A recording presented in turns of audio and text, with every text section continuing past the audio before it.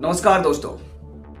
जिस प्रकार से लोकसभा चुनाव के बाद से ही लगातार कयास लगाए जा रहे थे कि आखिर सरकार किसकी बनेगी, जहां एक तरफ इंडिया गठबंधन लगातार कोशिश कर रही थी, जद्दोजहद कर रही थी कि सरकार वो बनाए, लेकिन एक बार फिर से प्रधानमंत्री नरेंद्र मोदी ने तीसरी बार प्रधानमंत्री पद का शपथ लिया है और भारतीय जनता पार्टी यानी एनडीए की सरकार इस वक्त हमारे देश में बनी हुई है। लेकिन इसको लेकर के जब सरकार शपथ ले रही थी तो कई तरह के सवाल इंडिया गठबंधन के विपक्ष के द्वारा उठाए जा रहे थे कि उनके जो मंत्री हैं उसके ऊपर जो कटाक्ष किया जा रहा था या उसको लेकर के जो है कि कई सवाल खड़े किए जा रहे थे इंडिया गठबंधन के नेताओं के द्वारा, विपक्ष के द्वारा किया जा रहा था।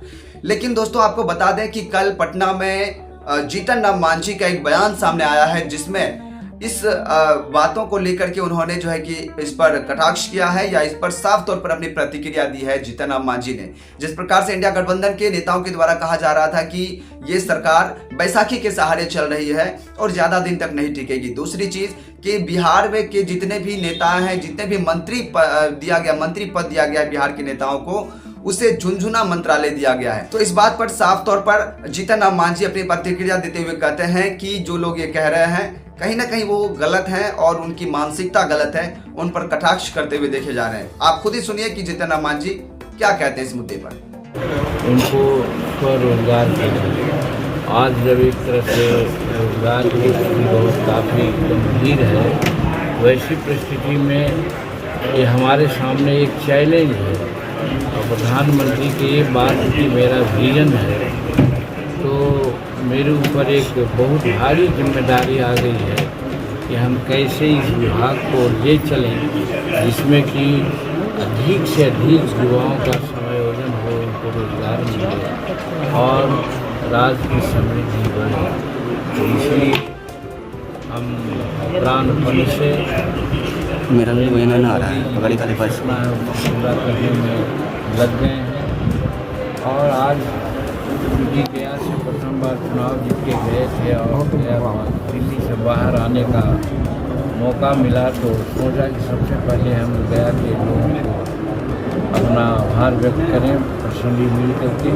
इसी संदर्भ में हम आए हुए हैं और जैसा कि लोग आ रहे हैं हमारा सौभाग्य है कि सब लोग हमारे स्नेह दिला रहे हैं और हम भगवान से प्रार्थना करते हैं कि भगवान हमें शक्ति दें कि ताकि प्रधानमंत्री जी के सपना को हम पूरा कर सकें और गया के हजारों हजार लोगों को जो अपेक्षाएं हैं खासकर नियोजन के संबंध में उसको हम पूरा कर सकें। सर, तेजस्वी यादव का बयान आया है लॉ एंड ऑर्डर के सवाल पर सरकार को घेरने की कोशिश किया है कि यहाँ पर विधि व्यवस्था काफ़ी खराब हो चुकी है। देखिए वो लोग तो थेथराई करते हैं।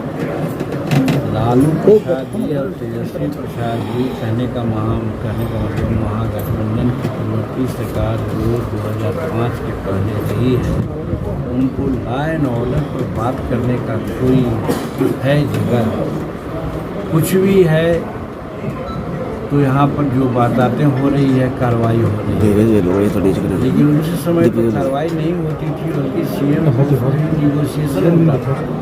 आज वैसा नहीं हो रहा है, तो इसलिए तेजस्वी प्रसाद कहते हैं तो नहीं करते हैं। अभी पुराने ज़माने का 2005 के पहले का जो लॉ एंड ऑर्डर था, जंगल राज था, उस चीज़ को याद करते हैं तो सब लोगों का रुआं काँप जाता है। अभी हमारे यहाँ वही स्थिति आने का कोई सवाल ही नहीं उठता है। ऐसे जनसंख्या बढ़ी है, छिपी घटनाएँ घटती है, घटनाएं घटनी एक बात है लेकिन उस पर त्वरित कार्रवाई होना भी दूसरी बात है। आज जो भी घटनाएं घट रही है तो त्वरित कार्रवाई करके उसको जो उचित कार्रवाई होती है।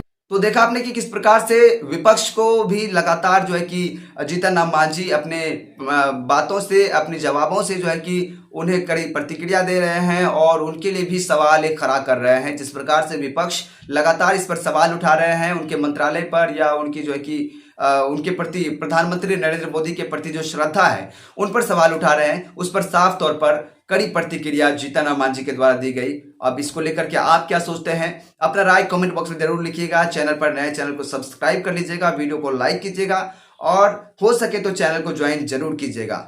इस वीडियो में इतना ही, हमें दीजिए इजाजत। नमस्कार।